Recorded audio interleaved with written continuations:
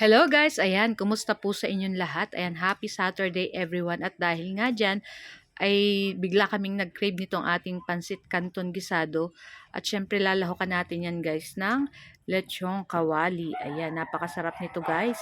Kaya kung ako po sa inyo, try nyo na din po itong lutuin at talagang napaka-crunchy ng ating lechong kawali. Ayan. So, hindi mawawala dyan guys yung ating soft drinks or yung ating Coca-Cola para syempre medyo summer na talaga, mainit na yung panahon. Pero syempre hindi rin po magandang laging umiinom ng Coca-Cola. Paminsan-minsan lang po. Saka yung ganito mga meat, paminsan-minsan lang din. Ayan. So ayan na nga at ipapalaman natin yan dito sa ating monay na tinapay. Nako, so good talaga to. Sobrang sarap, panalo.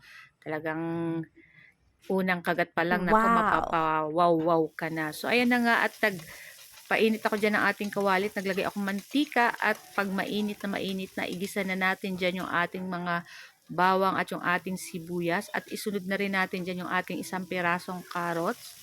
Ayan, halu-haluin lang natin kasi ang carrots medyo siya yung matigas-tigas kaya yan yung ating uunahin.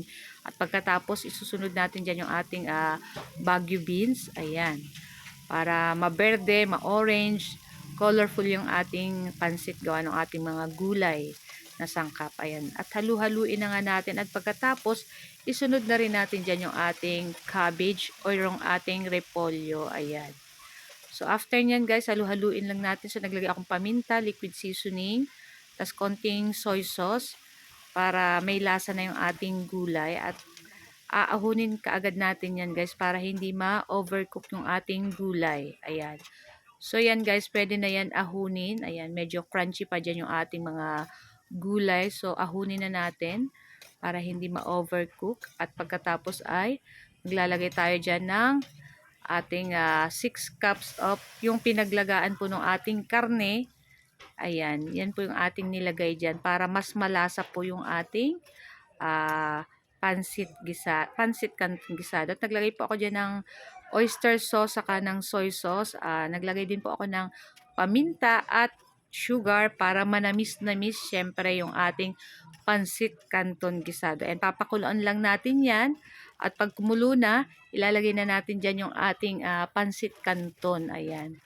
So, 1/4 yung nabili kong isang pack. So, dalawang pack yung ating gagamitin dyan or yung ating lulutuin. Ayan. So, tamang-tama lang po yung ating sabaw ng ating pansit kasi iyan yung ating sabi nga niyan ay masosi. Ayan. So, maglalagay tayo dyan mamaya ng cornstarch para pampalapot nitong ating sabaw. Ayan, halu-haluin lang natin. Ayan, tamang-tama lang po yung ating sabaw dyan. Ayan, 6 cups or kung wala po kayong ng pinaglagaan ng karne, okay na po ang tubig. Ayan, so maglalagay na tayo dyan ng yung ating cornstarch, nilagyan ko ng konting tubig. Ayan, tapos ihahalo natin yan dyan para lumapot yung ating pansit. So, ayan yung ating gamit dyan na pansit is mariposa. Ayan.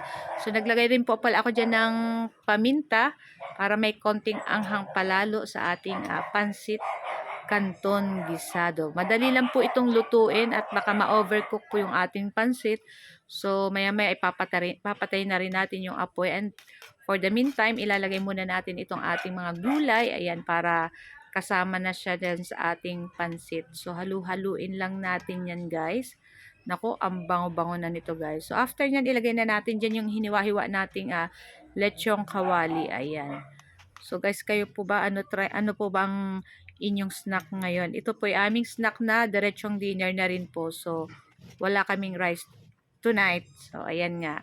Kasi carbo naman po yung ating pansit. Naku, bagay na bagay dito sa ating tinapay. Naku guys. Ito lang po ang aming video today at sana po ay nag-enjoy kayo. Ayan. So tara na guys at samahan niyo po kaming kumain itong napakasarap na pansit canton gisado with lechong kawali. Siyempre, mas masarap pong kumain ng pansit pag may Coca-Cola na maraming yelo. So guys, thank you for watching and see our next video again. Ciao!